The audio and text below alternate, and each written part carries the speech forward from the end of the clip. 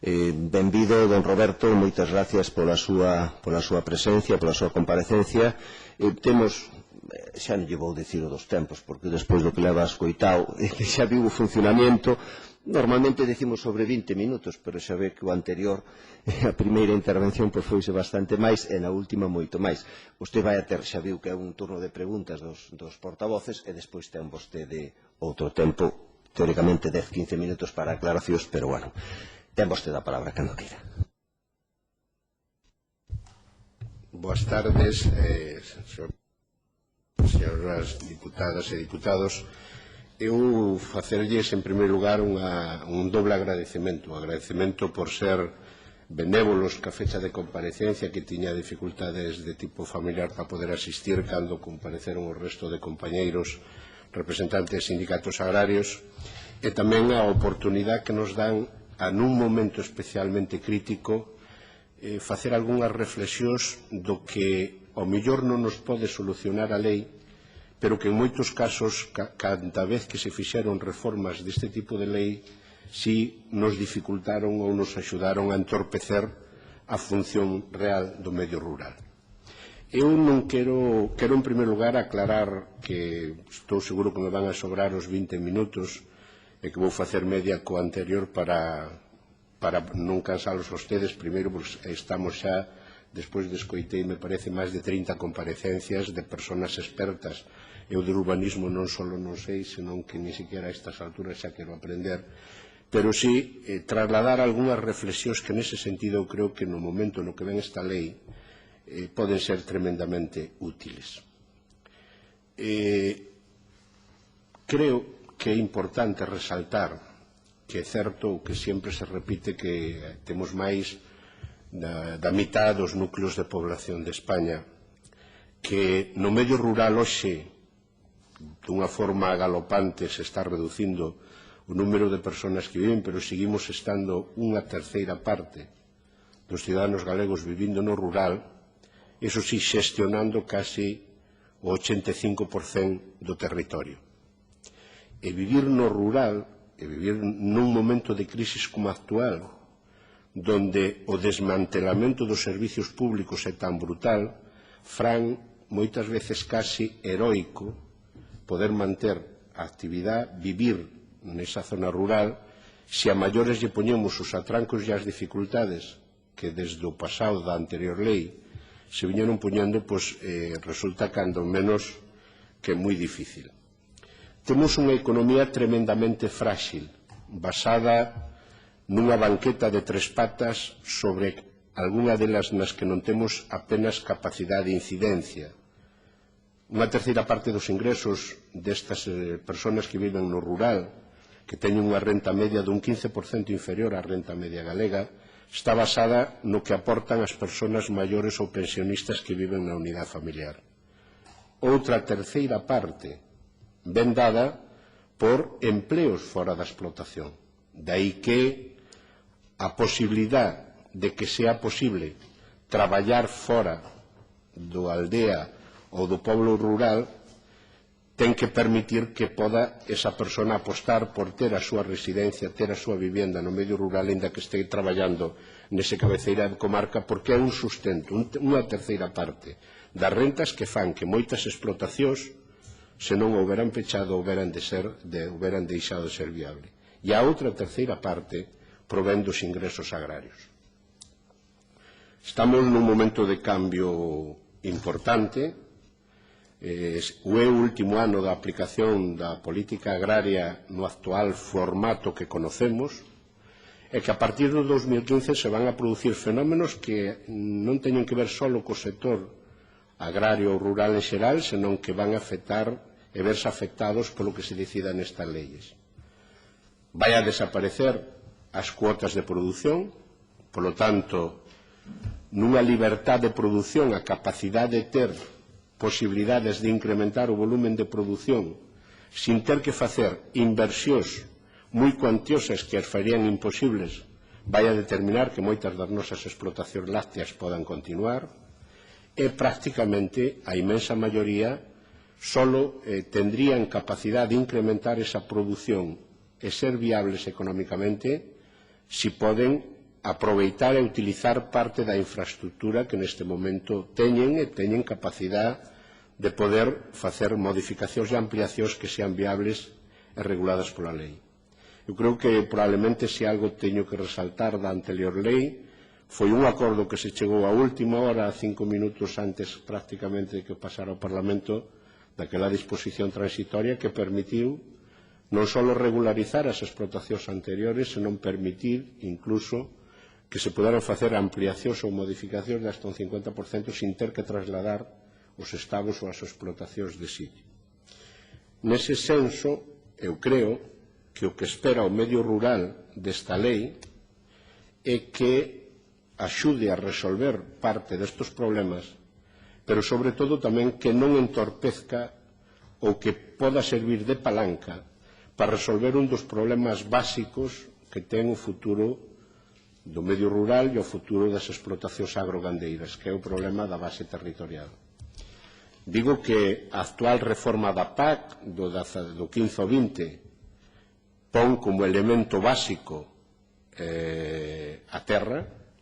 É certo que aquí en España, por primeira vez na historia, había a posibilidade de utilizar outros criterios de reparto, se optou por consolidar os discriminatorios porque eran por razóns históricas, e digo que España estaba discriminada porque entrou en Europa cando xa empezaran a desaparecer as vacas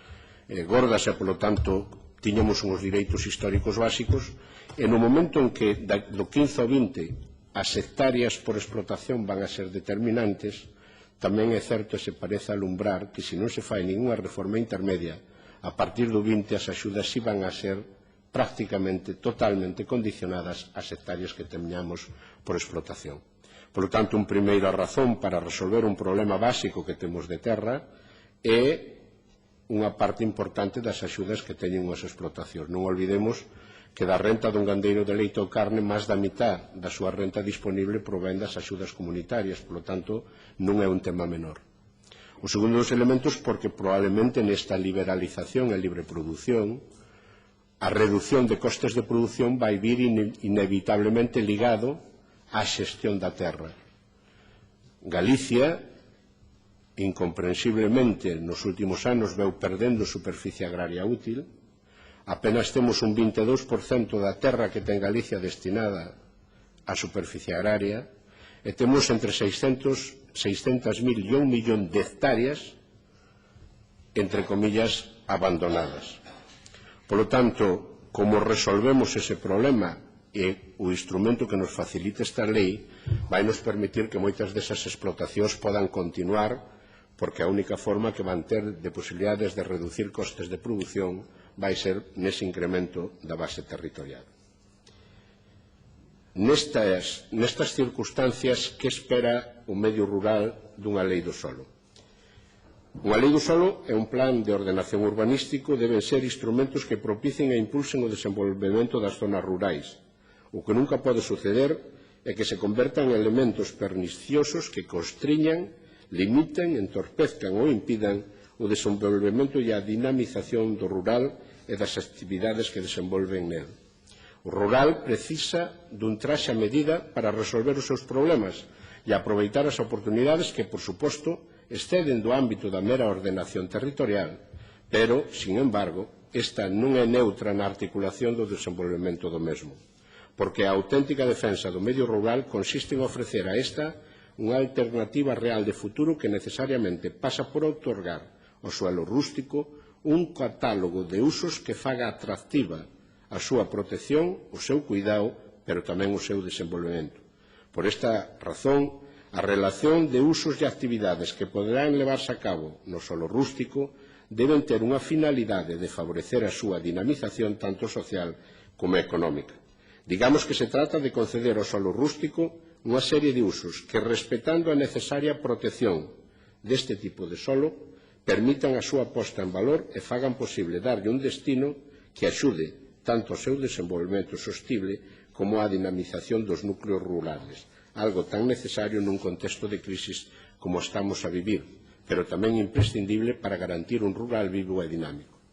Queremos, logo, unha lei que afronte o rural non como un parque temático nin como un xardín de fin de semana, senón como un espazo no que hai persoas que traballan e viven porque creen que só desde a súa utilidade socioeconómica poderá seguir permitindo que exista as explotacións agrarias. Por iso creemos que a norma na que agora se traballa debe alonxarse do partidismo e camiñar por un consenso estable que faga perdurable no tempo a legislatura e os cambios de goberno. É posto de manifesto que a última lei aprobada no 2002 en solo 12 anos sufriu máis de 9 modificacións parciales e que leva que parte do que estamos a falar, que sempre se este pendiente dunha nova norma que legalice o que fixemos mal, leva a esa inseguridade xurídica, leva a esa permisividade que todos denunciamos. Somos e xa éramos moi críticos ca culpabilización indiscriminada que se fai sobre os agricultores polo feísmo, que está presentes en moitas aldeas galegas, por certo, nun porcentaxe non superior ás barbaridades arquitectónicas que ateusoran moitas vilas e cidades de Galicia. O feísmo é un mal transversal que, sobre todo, ten que ver ca disponibilidade económica á hora de rematar as obras. O feito de ser gandeiro, ferreiro ou viaxante de comercio non dá nin quita o bo gusto polas cousas que nos rodean.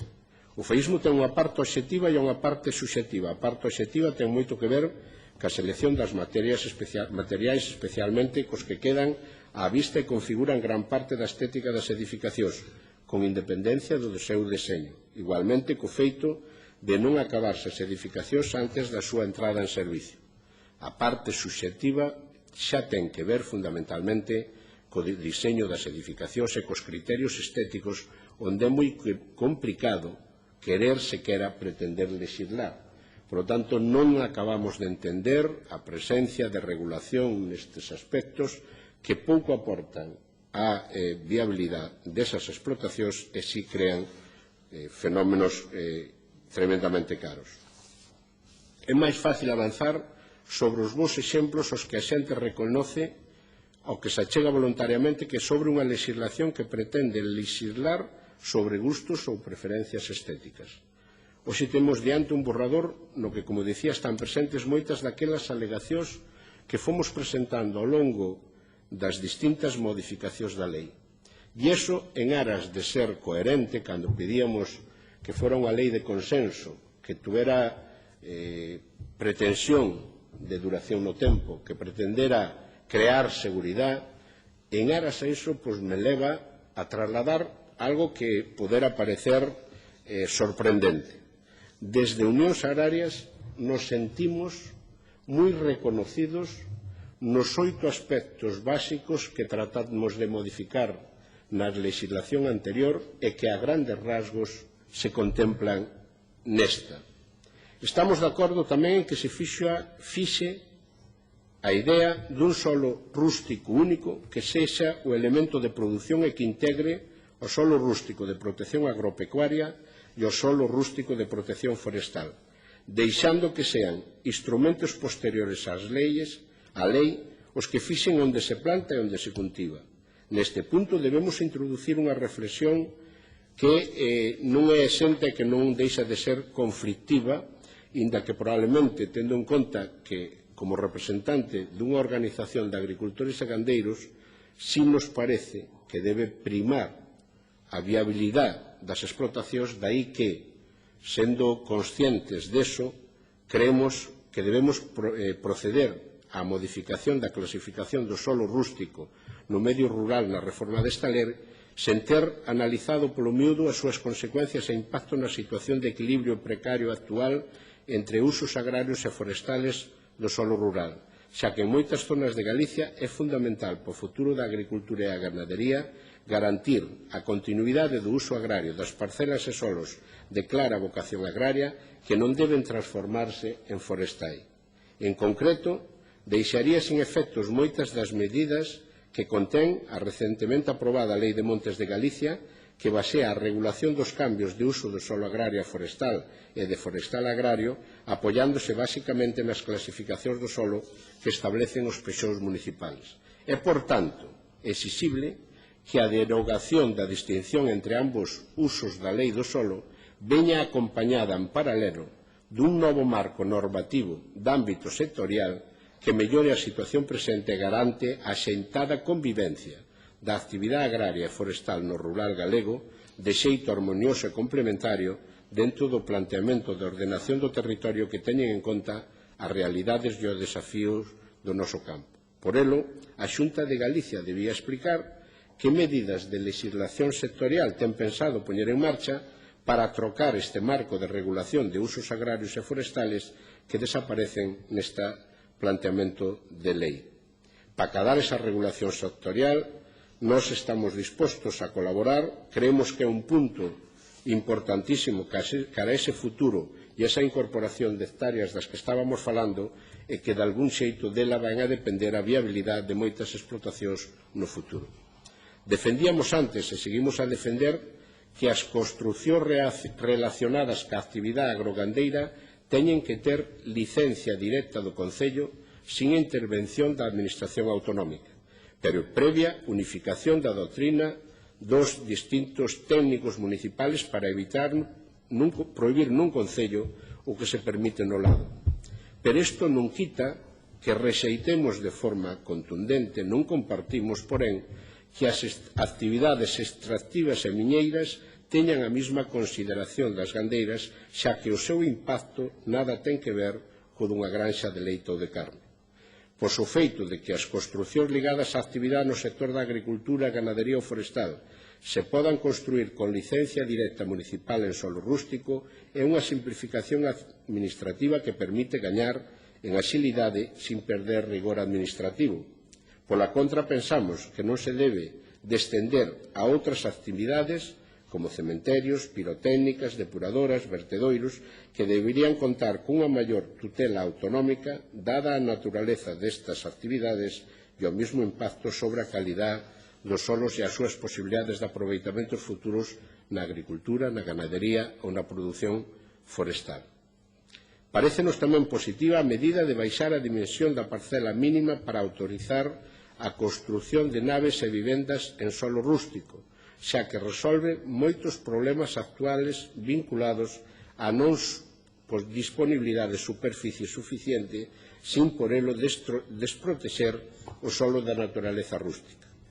Nunca se poderá valorar suficientemente o daño que fixo a actual lei a incorporación de xóvenes ao medio rural galego o feito de que só se permitira vincular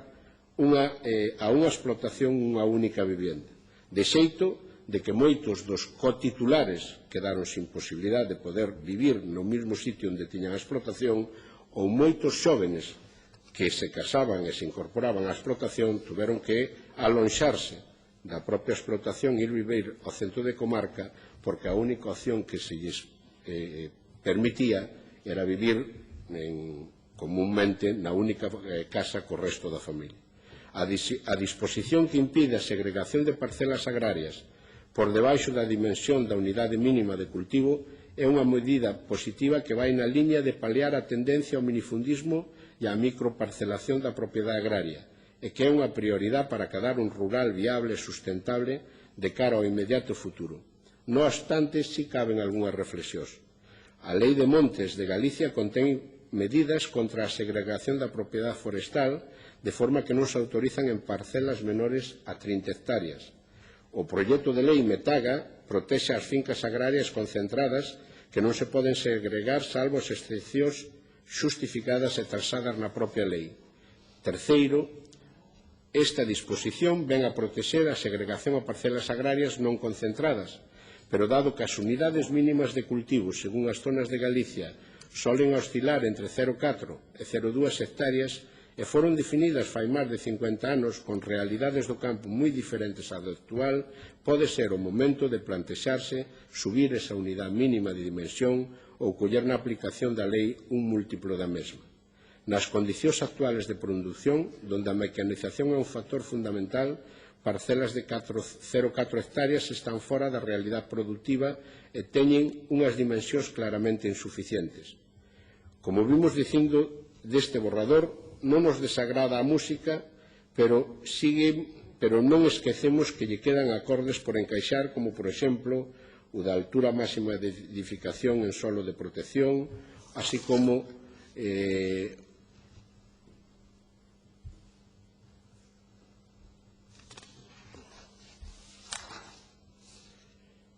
solo de protección que se fixa en 3,5 metros e nos imos a propoñer que se iguale o do selo rústico ou o de poder modificar que, inda que se baixa a parcela para a 2.000 metros, pois que nos parece claramente insuficiente o volumen do 5%, porque estaríamos a falar de casas de apenas 100 metros.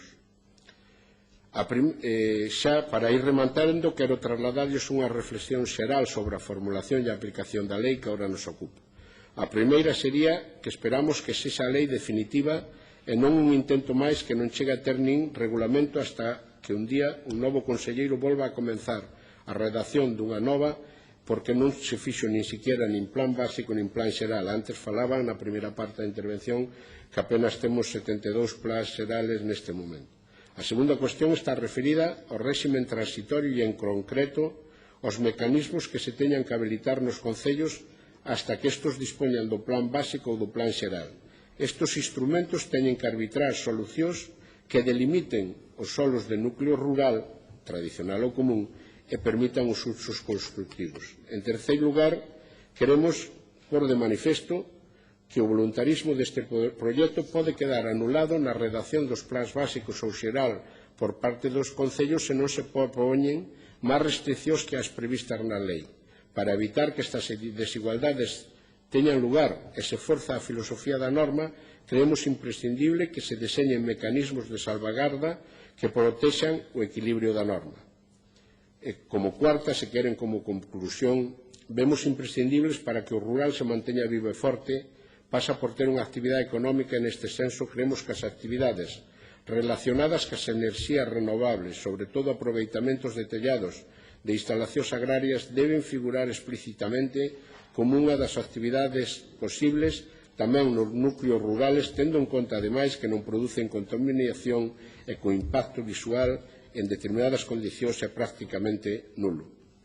A nova lei, nunha disposición final, habilita o Goberno para elaborar un texto refundido que recolla a normativa autonómica sobre a ordenación do territorio e paisaxe tendente a eliminar a dispersión normativa existente. Creemos que nese texto tamén se deberán incluir unha recopilación das distancias de plantación moi dispares dependendo dos concellos onde estemos a falar. Mais nada, agradecerlles novamente que hayan contado ca presencia da organización e quedar aberto ás preguntas que vostedes queiran facer.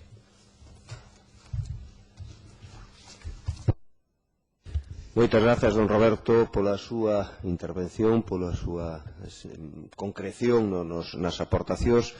Vanlle facer agora un turno de preguntas ou aclaracións por parte dos grupos parlamentarios e ten en primeiro lugar a palabra doña Tereixa Paz por parte do Bloque Nacionalista Galego.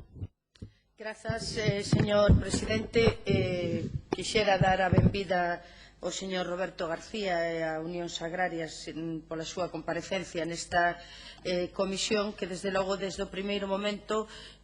tivemos o empeño de que tamén a perspectiva do medio rural estivese presente nesta comisión, porque creemos que a lei do solo é un instrumento que afecta claramente o desenvolvemento tamén e incluso desde o punto de vista económico do noso medio rural. Por iso, ao final, creo que tivemos bastantes comparecencias nas que se abordou a problemática concreta do medio rural. Hai varias cuestións que eu tiña en mente sobre as que vostede xa falou e que, polo tanto, non vou repetir, pero sí quixera, en relación coa superficie agraria útil e coa desaparición, digamos, desta lei da especial protección do solo rústico agropecuario e forestal, a nós, desde logo, preocúpanos bastante esa situación, porque, como moi ben dixo vostede na súa introdución, xa antes era un problema para o noso sector productivo a falta de base territorial e como vamos progresivamente perdendo superficie agraria útil, pero iso vai debir moito máis importante no novo marco tanto financeiro como nas novas regulación da política agraria común que entrará en vigor o próximo ano. Entón, queríamos, digamos, se vostedes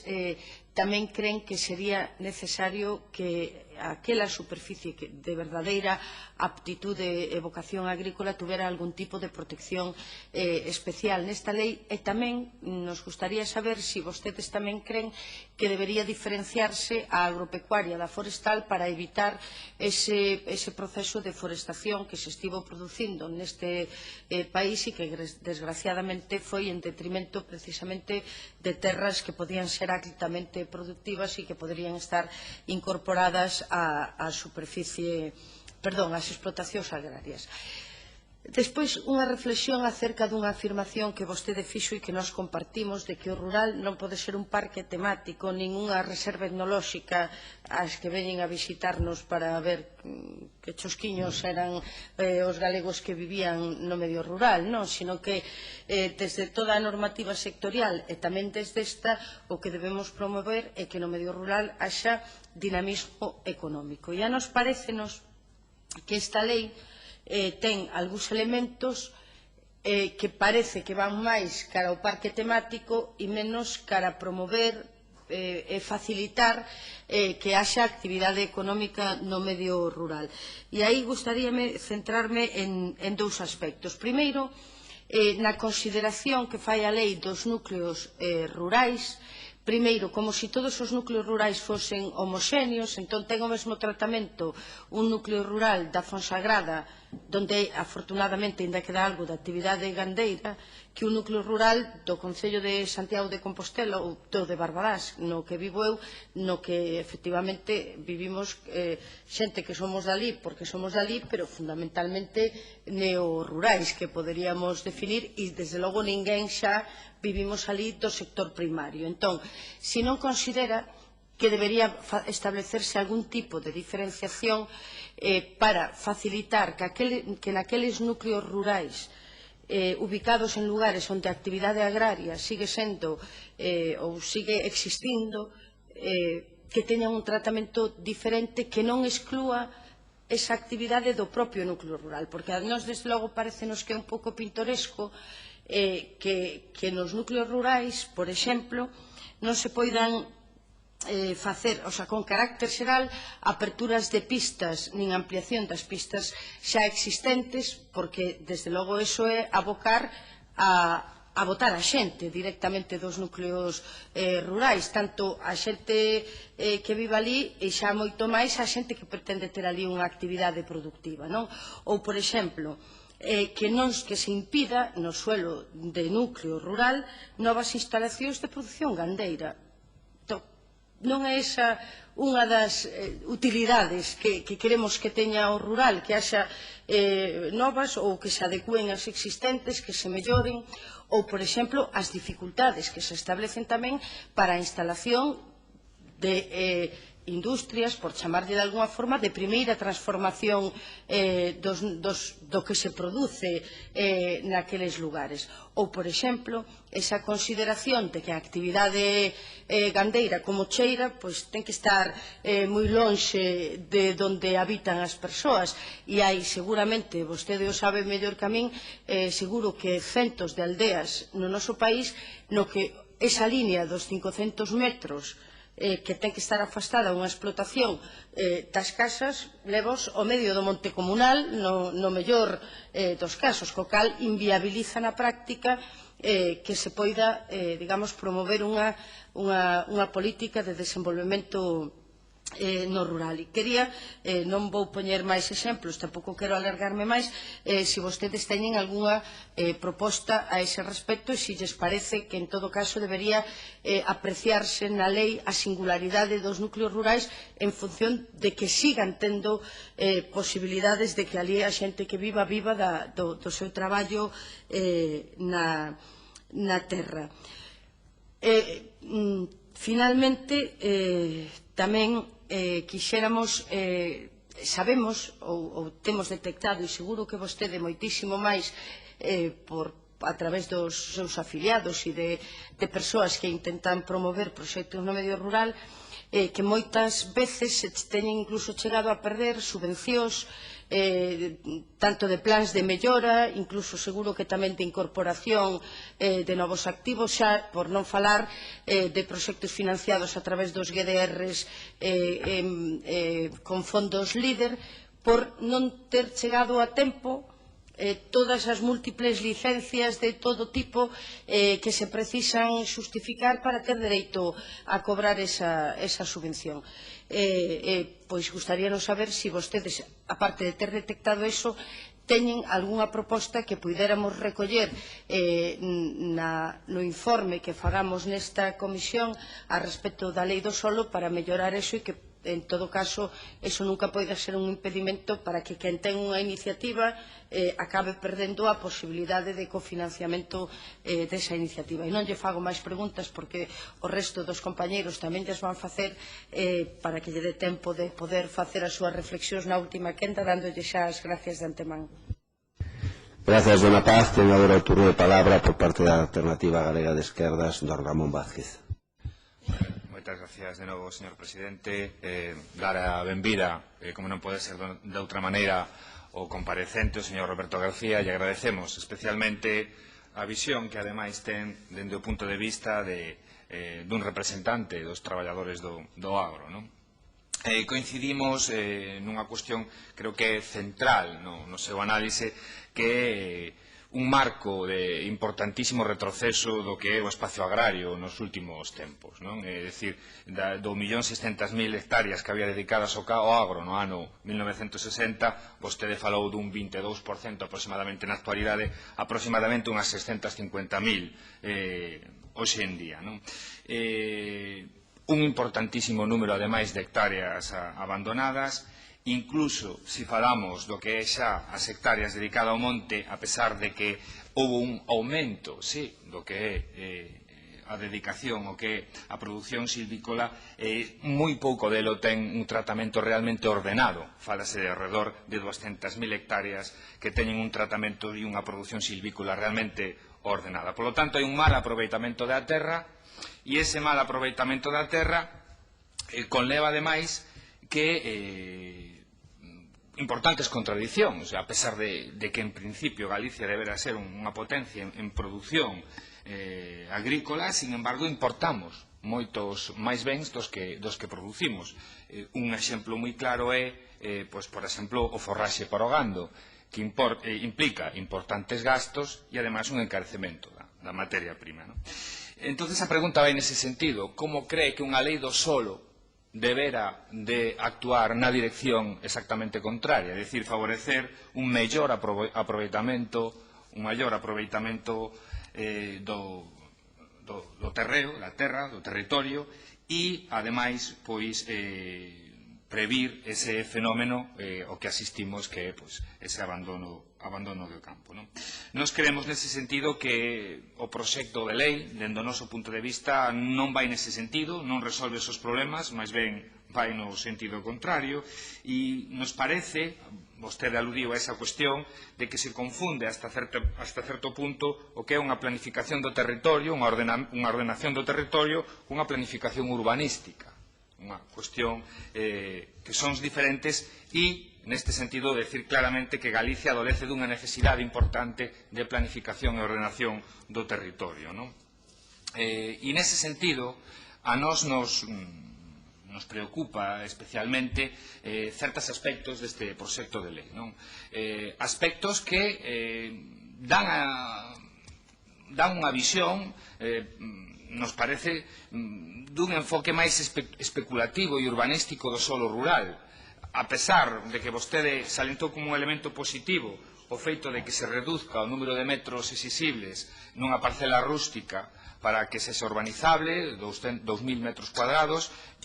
ten elementos positivos, pero tamén hai que ter en conta que iso pode conlevar elementos importantes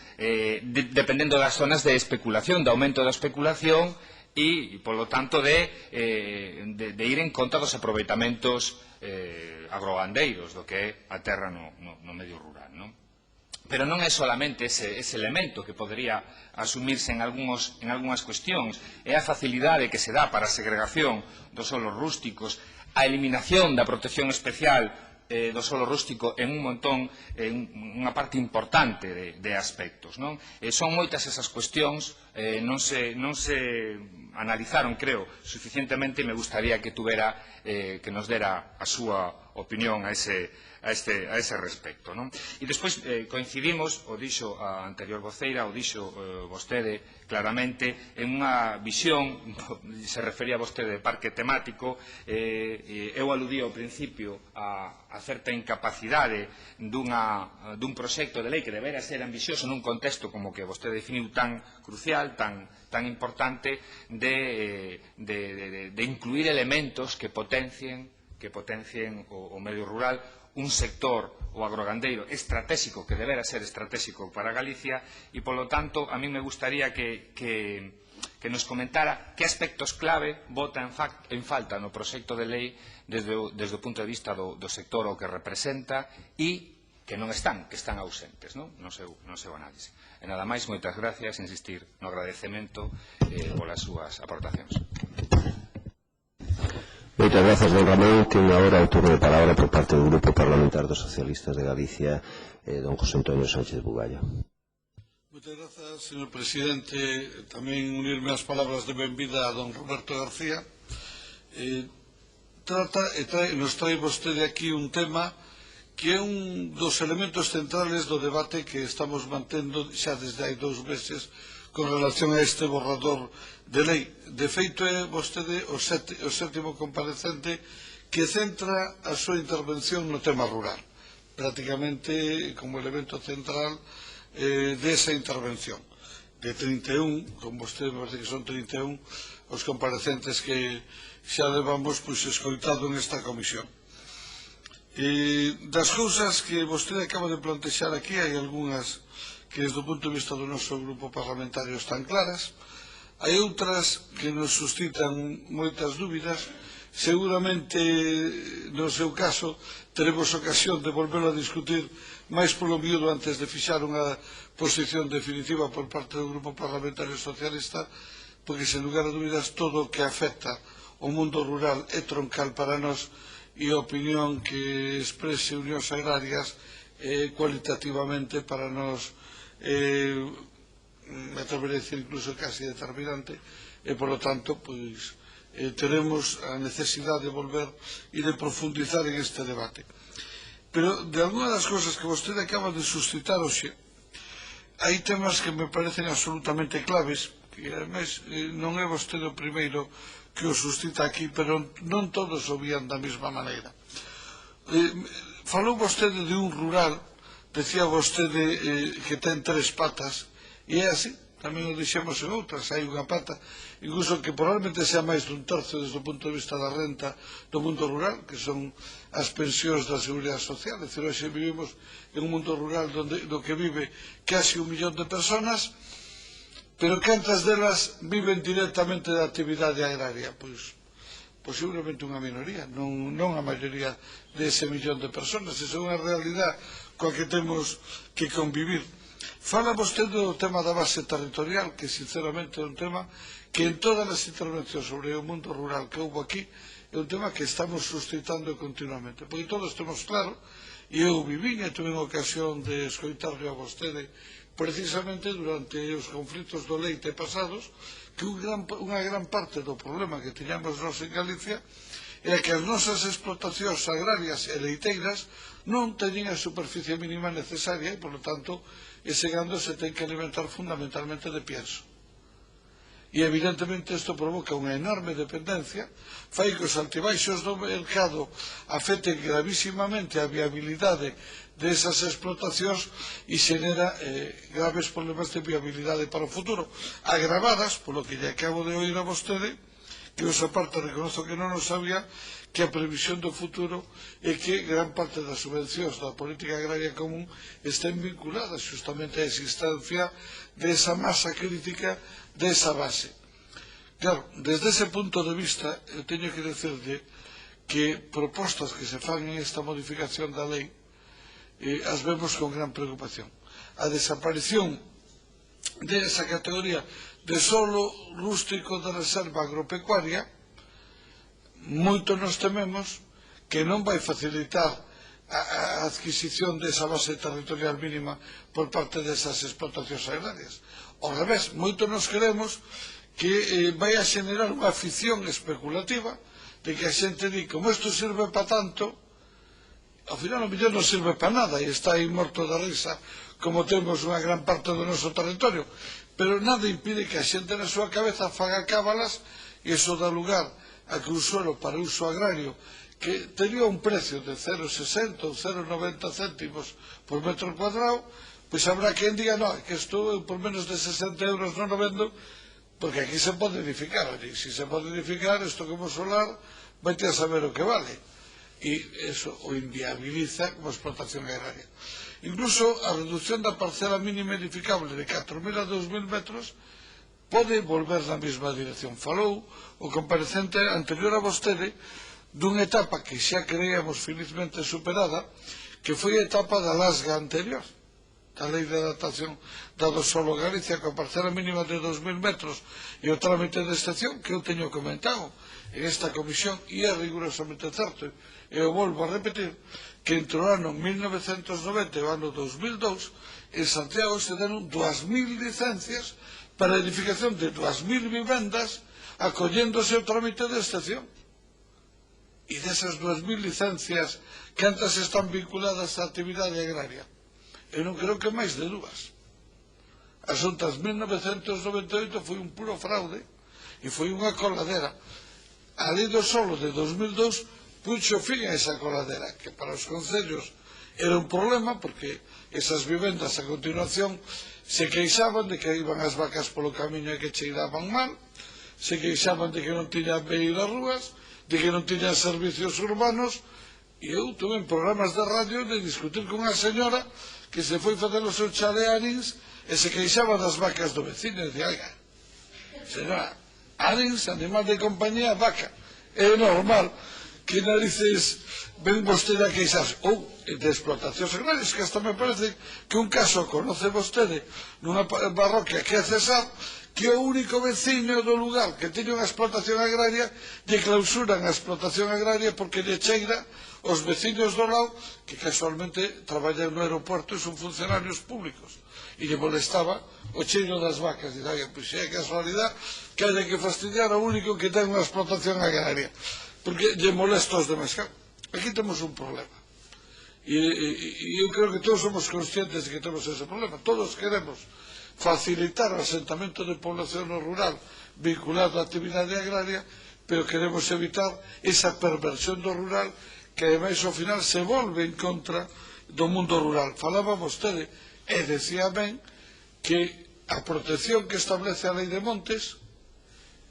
con esta modificación da lei en realidad estamos levantando a protección e deixando valer a propia lei de montes. Eu non sei se iso é bo ou é malo. Bueno, en suma, ao final a realidade que temos en Galicia é que un país agrario, probablemente o país de Europa que ten maior proporción de población agraria xunto con Polonia e ao mellor detrás de Rumanía ou de Bulgaria ou algún dos países eses, tamén é ese o país de Europa que ten máis suelo abandonado no rural, máis entre un 20 e un 30% do suelo abandonado. E eu decía moi ben don Ramón, e do chamado forestal en realidade é monte, pero monte deixado a man de Deus, é dicir, non é monte nin ordenado nin productivo, é monte deixado daquela maneira, porque os que nacimos no rural nos lembramos que de pequenos hasta o toxo era útil, o toxo novo para as bestas, troceando, o toxo un pouco maior para extraer as cortes, e agora o toxo nin que quere saber nada, nin para as bestas, nin para as cortes, nin para nada. E logo hai o tema dos solos de núcleo rural, que a verdade é que é un auténtico problema. É un auténtico problema. Xa remato, presidente. Hai un origen que ten esta lei do solo. Eu teño comentado aquí a veces que foi un pouco, alguén nos engañou bastante. Algúns estábamos pactando unha lei urbana, unha lei de urbanismo, e de premio recibimos metida no medio unha lei do medio rural do que non nos comentaran nada. Nin nada sabíamos hasta que non o vimos metido no Parlamento de Galicia. É unha lei que medía 30 páxinas e apareceu con 200 e 170 viñeron de propina. Ahora, de alguna maneira, se deixan non 200, pero 150 páxinas, e curiosamente se fai unha cousa moi curiosa. Se retira o mundo rural das competencias municipales. As competencias municipales quedan circunscritas ao ámbito urbano. Vostede falaba de que hai unha única licencia directa dos concellos para as explotacións agrarias. Pois prácticamente desaparece a competencia municipal e iso pasa a ser competencia da Xunta de Galicia, o 90% do territorio. Tampouco me parece a min moi bo todo eso. En suma, realmente non lle formulo unha pregunta concreta, porque no seu caso teremos que falar moito máis e espero que podamos sacar conclusións concretas que podamos aportar. Mais nada, moitas gracias. Muchas gracias, señor Vigallo. Tengo ahora el turno de palabra por parte del Grupo Parlamentar Popular, don Ramón Rodríguez. Moitas gracias, señor presidente. Benvido a esta comisión, señor García. Agradecerlle tamén que tivera a disposición polo cambio de data vir comparecer pois a mesma. Certamente, aquí, como xa se dixo tamén, xa houve moitas comparecencias do mundo agrario, compareceron outras organizacións, concellos rurais, enxeñeiros agrónomos. Creo que máis ou menos temos unha visión sobre as necesidades que temos o medio rural máis ou menos con certos matices, non? Pois máis ou menos orientada, non? Eu comparto con vostede pois unha cuestión que se plantexou aquí, non? E que a veces xenera pois problemas, non? Seguramente temos despois unha comparecente dunha organización ecoloxista que a mellor ten unha visión diferente, non? Porque ao final plantexamos ou se está plantexando unha dualidade. Que é o espacio rural, para que sirve o espacio rural, cal é a función do espacio rural.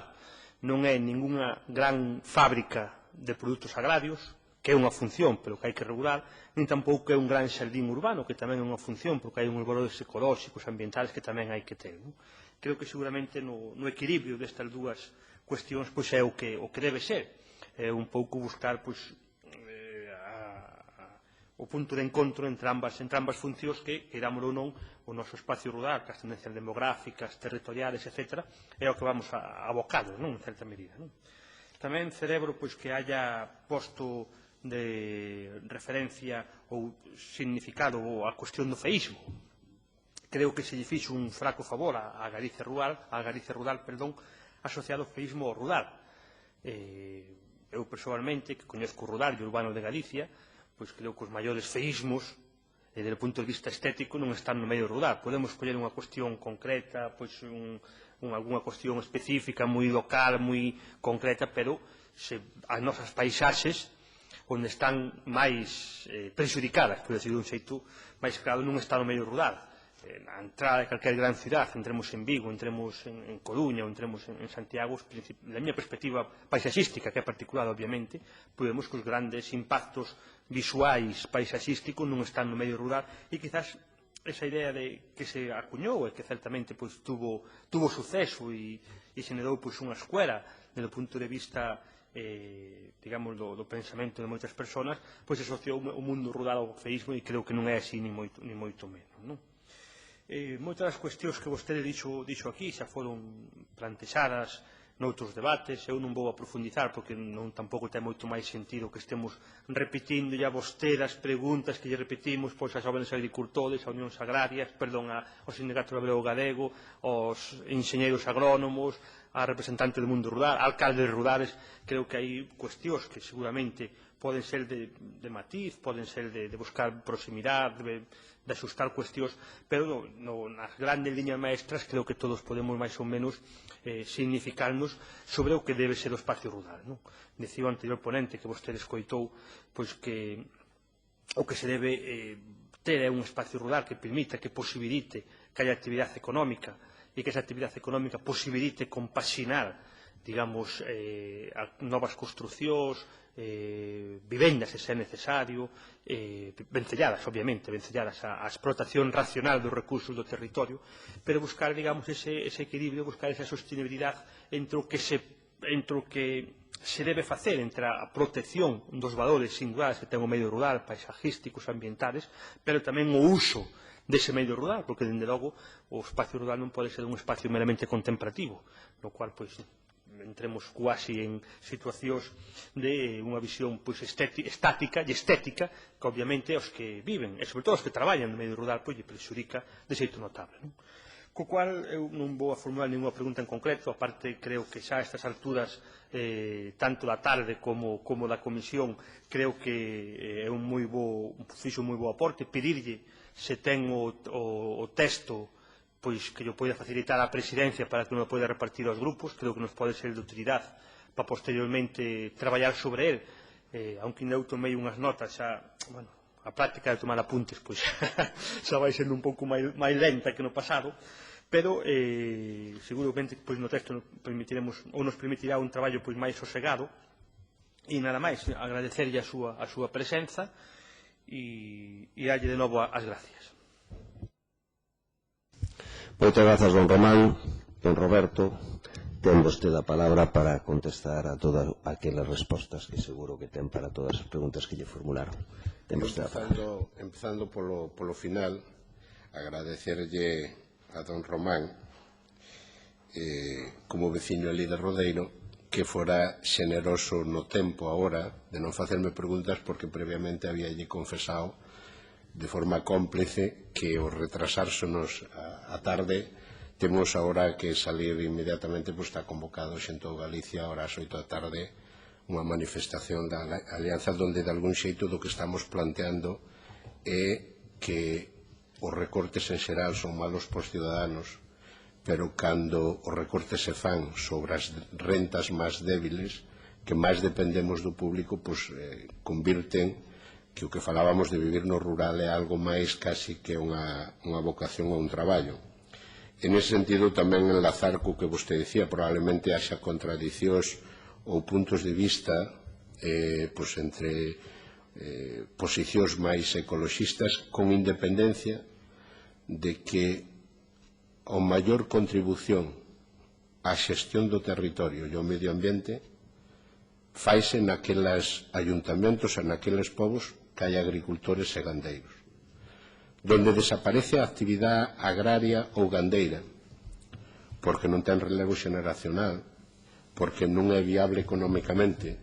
porque fallan algunhas desas patas, a pata da actividade económica como tal, ou da parte da familia que aporta un salario extraagrario traballando na cabeceira da comarca, pois termina habendo o que é abandono e o maior atentado ecoloxista e medioambiental, porque o que queda ali é que sigamos 25 anos despois gastando 100 millóns de euros cada ano en xestionar a ceniza. Entonces, nese sentido, eu creo que calquer planteamento ecoloxista medioambiental razonable vai a ter que ser compatible con vivir ca actividade agrogandeira. E lle digo máis, ningún agricultor e gandeiro que opta por vivir non o fin de semana, senón de forma permanente na aldea, no territorio, é o primeiro interesado en conservar o entorno onde vive da forma máis razonable posible. O que temos que evitar é que os extremos, tanto do que quere vivir sin lei como do que quere ter un espacio idílico, sean os que triunfen no modelo de ordenación. En ese sentido, cando vemos a evolución dos últimos anos, como explicaban antes, que non só de pérdida de superficie agraria, senón de pérdida de activos, e o que é máis grave, que a desaparición de casi 400.000 activos no medio rural nos últimos 30 anos non trougo como consecuencia que os que quedamos teñamos máis superficie agraria útil, senón que eso estuvo indo o abandono, o lume, pois nos debera facer pensar e reflexionar que a especie en extinción que termina sendo o agricultor e o gandeiro non lle dificultemos ou non lle imposibilitemos. E iso enlaza con algunhas das reflexións que dicía doña Teresa Paz, e é que poder desprenderse da miña intervención unha certa contradición con respecto a aceptar a desaparición do suelo rústico e de especial protección, ou incluso outros temas que fun enumerando que podría respaldar que desapareceran da lei, pero non porque non os considera menor, senón que o que eu estou planteando é dicir, creo que despois da experiencia dos últimos anos, non sei se é o momento do punto final, pero sí temos que dar un mensaxe de que esta non é unha nova lei que vamos a modificar dentro de 3 anos sin que chegue a estar en marcha o plan ou etc. Senón que é algo que debera nacer do consenso e que tuvera vocación de permanencia, porque estamos falando de cousas moi serias. En ese sentido, cada vez que apostamos por leyes que o quixeran regular todo ou de forma moi exhaustiva, caíamos na tentación permanente dunha modificación sistemática que lle quitaba contundencia e viabilidade. Eu non creo que teña que estar na lei figuras como a que metemos no pasado que nadie entendía que cederlle aos ayuntamentos o direito de tanteo e retracto non sei que. Non era necesario, non foi operativo, non houve que utilizalo en ningún momento. Cando planteamos medidas tales como que valoramos que se baixara de 4 a 2000, non estamos planteando que teña que xurdir un novo momento especulativo de utilizar en fraude de lei a figura para crear non sei cantas viviendas, senón de resolver algo que na práctica estivemos vivindo nos últimos tempos. Probablemente, na miña xeneración, pois entraba dentro do normal que cando eu me incorporaba á explotación non creaba unha sociedade civil con meus pais, nin ca miña muller, e aceptábamos de por norma que unha vez que nos casábamos íbamos vivir a casa que houbera na explotación e vivíamos todos conxuntos. Hoxe cada día é máis real que a dificultade de poder facer a un segundo cotitular, poder establecer unha vivienda ligada á explotación, que non é solo do pai, é dicir, é que a explotación solo dun titular non é viable socialmente. Nadie pode aceptar ter unha explotación de leite con 365 días ao ano sin poder tomar días libres. Cada vez temos que fomentar máis figuras asociativas, sociedades civiles, etc., que nos permitan organizar o traballo e poder ter polo menos 15 días libres ou poder ter un turno. Bueno, pois, nós estamos vendo, e cada día máis, que xóvenes que se incorporan ante a dificultade de poder acceder a unha vivienda, a unha segunda vivienda ligada tamén á explotación, pois optan a ir vivir á cabeza da comarca porque a mellor a parella non está disposta a ir convivir cos sogros ou convivir nunha unidade familiar. Por iso dicía que nese sentido non planteamos tanto relaxar as normas, senón deixarlle a lei o sustancial para que logo, noutro tipo de normativas, e eu aí sí que me perdo porque non lles podo trasladar personalmente que mecanismos, pero me comprometo a así facelos chegar, ser rigurosos, porque eu sí creo que temos que ser tremendamente exixentes no que ese 1.600.000 hectáreas susceptibles de convertir en superficie agraria útil, que sean base territorial para explotacións agrarias e explotacións gandeiras, e que é plenamente compatible con outro número moi grande de hectáreas destinadas ao forestal sin que teñan que competir na agricultura e na ganadería. E eu quero nese sentido aproveitar para denunciar que, mentras públicamente nadie do goberno cuestiona esta decisión, pola porta de atrás, utilizando que os castaños dan castañas, considerámoslos frutales e permitimos con subvencións públicas plantar castaños, alá donde somos o señor Román Rodríguez Amaseu,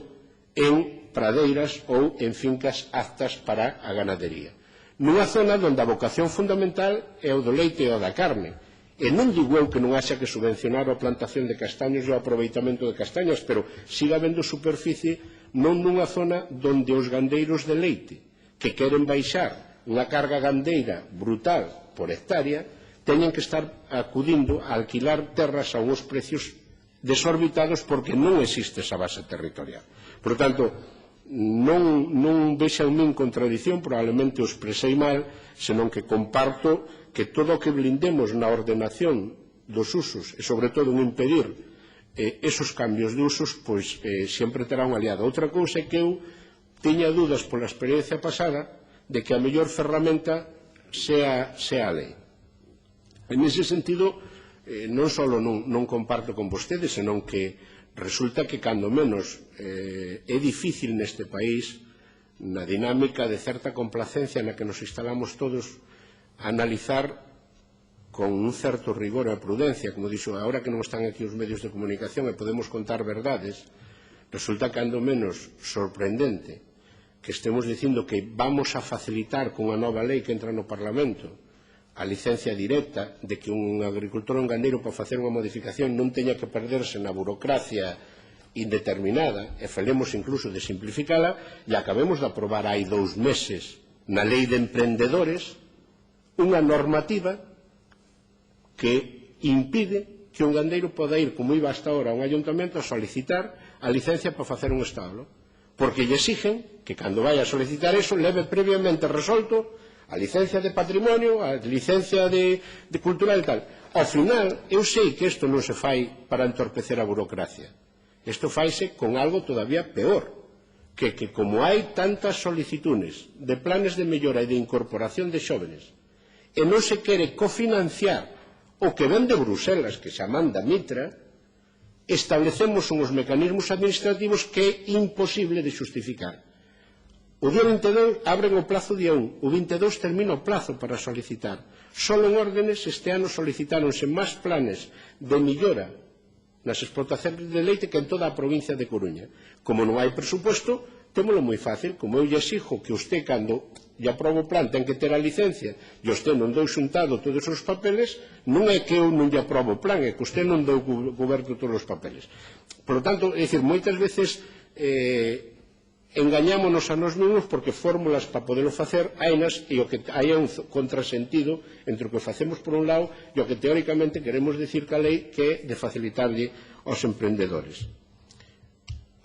Eu creo que o debate que temos sobre a terra é un tema o suficientemente grave. Si lles podo garantizar que levamos dedicado moito tempo a pensar cal é a mellor ferramenta que pode haber. Sin lugar a dudas, que esos mecanismos que ainda veñan fora da lei que axuden a regular os usos serán todos importantes. Pero eu creo que hai, ou damos un paso máis, ou isto por ciencia infusa non se resolve. Non podemos delegar que sean os agricultores e os gandeiros os que resolvan un problema de base territorial pola vía do arrendamento e das permutas sin máis, porque o voluntarismo deu como resultado que temos menos hectáreas susceptibles de subvención na Unión Europea que hai 4 anos. En Andalucía incrementase o número de hectáreas inscritas en casi 2 millóns, hasta o punto que tuvemos que cambiar o ano de referencia a España para que non se nos foran para lá máis cartos. E aquí, que temos casi 1 millón abandonado, que nos fai falta a terra, que temos unha vocación leiteira impresionante, que temos unha capacidade de crecemento, que van desaparecer as cuotas e temos capacidade de producir, e resulta que temos menos hectáreas. Por tanto, olvidemos o voluntarismo. E se olvidamos o voluntarismo, e non o queremos facer por lei, porque existe, e todos respetamos un pouco da propiedade privada, só nos quedan as ferramentas fiscales, de incentivo para quen arrenda e fiscal para quen ten abandonado. O pasa que eso non é rentable políticamente ou electoralmente. E con eso enlazo con algo do que dicían todos vostedes. Vemos con preocupación co que hasta ahora resolvíamos pola vía nos ayuntamentos eminentemente gandeiros ou eminentemente agrarios, resolvíamos pola maioría de ciudadanos que tiñan un peso electoral nese concello, neste momento cada día somos máis minoría. E, polo tanto, vemos como actividades que antes se convivían cas casas que vivían no rural, pois cada vez temos máis dificultades, dai que parece lóxico que podéramos establecer mecanismos distintos en ayuntamentos con clara vocación agraria e con clara vocación gandeira. Pero non só para eso. É dicir, non parece moi de recibo neste país que teñamos máis de 200 concentracións en vigor, moitas delas en zonas onde hai un número insignificante de agricultores e gandeiros e onde se estaba concentrado eran solares de construción máis que explotacións agrogandeiras. E de eso podemos poñer algunhas aquí moi cercanas en Santiago, incluso aí na Bacollo, ou aquí indo para Xueiro, ou a zona toda da playa de Covas, Esmelle, Mamarcón. E a continuación, unha vez sendo conscientes desa situación, presentar unha lei que ustedes, non sei se xa se aprobou no Parlamento da Metaga, donde se presenta como a gran aposta daquel famoso pacto da folga de entregas do leite para mobilizar terras en Galicia, e donde a única solución para esa movilización é unha lei de concentración parcelaria. Cando a lei de concentración parcelaria, que é un instrumento, que foi un instrumento precioso, é inoperativo na práctica porque non temos cartos para facelo. O gran problema da lei de concentración é que non temos cartos. Por lo tanto, se temos 200 sin terminar, si modificamos a lei para poderlle dicir a algunhas que están en vigor que as vamos a anular e empezar de cero porque non as damos rematado, deixar que o único instrumento é un instrumento caro que os presupostos non van a permitir, é tanto como dicir que non vamos a facer. E o que dicía nese sentido é que non vai a poder depender do agricultor e gandeiro resolver o problema de ampliación da base territorial, depende de nós máis sustituir as concentracións parcelarias por figuras como as permutas ou incluso concentracións privadas de núcleo de gandeiros, pero hai outras cousas que ou entra o poder público que a normativa, ou nós hai cousas que como empresarios agrarios non damos resoltos. Unha delas é a climática, por certo, que estamos abandonados de Dios, é dicir, hai unha situación que eu aproveitaría para trasladarlles que non é un momento de pedir subvencións. Sabemos como está a situación económica, pero ou se sale ao rescate en Galicia de un número moi pequeno, pero moi importante, de mulleres que se incorporaron nos 2 últimos anos a xestionar explotacións de horta, que a actual situación lles levou por diante os invernaderos e non teñen capacidade de cotizar a Seguridade Social, ou habremos perdido non só as explotacións agrarias de horta que estamos traendo as hortalizas do outro lado, senón postos de traballo que habían incorporado e que son moi determinantes. É importante que se aprobaran as axudas para as infraestructuras, pero hai xente, fundamentalmente nas zonas limítrofes de mar, que cos ventos levoulles por diante todos os invernadeiros, e que o que tiñan de ingresos previsibles, que eran as colleitas de cedo, que son as mellor remuneradas no mercado, non só non lle la levou por diante, senón que non a van poder plantar. No mellor dos casos van ter que pasar 2 ou 3 meses para sanear eso e a continuación. Por lo tanto, cousas que son moi pequenas, pero que sí sería necesario resolver con a condenación de cuotas da Seguridade Social ou con a axuda a poñerse en verdade. Porque aí, inda que non temos direito no medio rural a cobrar o paro todo xunto, aí sí se está creando postos de traballo que en moitos casos son o complemento para que continúe a explotación, ou en moitos casos é a independencia dunha muller que se separou ou a autonomía económica que pode ser. Por certo, con iso remato, inda que non ten nada que ver co que estamos falando, hai unha decisión tomada pola Seguridade Social que afecta a máis de 4.000 titulares de explotacións de leitos máis dinámicos, os máis novos en Galicia, que para poder cobrar as subvencións públicas constituíron sociedades civiles que lles acaban de meter entre 120 e 180 euros de incremento da cotización da Seguridade Social por unha mala interpretación da lei. As sociedades civiles non son sociedades capitalistas e a Seguridade Social sigue empeñada en que, como teñen personalidade xurídica propia ao estar en acta pública, de aplicarlles ese incremento. Esa é unha barbaridade que os que teñen capacidade de poder gestionalo non é só o que se lle devolva, senón parar esa situación, porque é un auténtico drama. Unha suba de 180 euros na cotización mensual a un xoven, a un agricultor, a un gandeiro, é tanto como dicirlle que se vaya do sector. Perdonen que aproveitara que o Pisuerga pasa por Valladolid, non temos moita oportunidade de poderlles trasladar estas cousas que nos preocupan, e no fondo estamos falando de que haya vida no rural, que é a única posibilidade de que siga habendo actividade agrogandeira, que existan agricultores e gandeiros.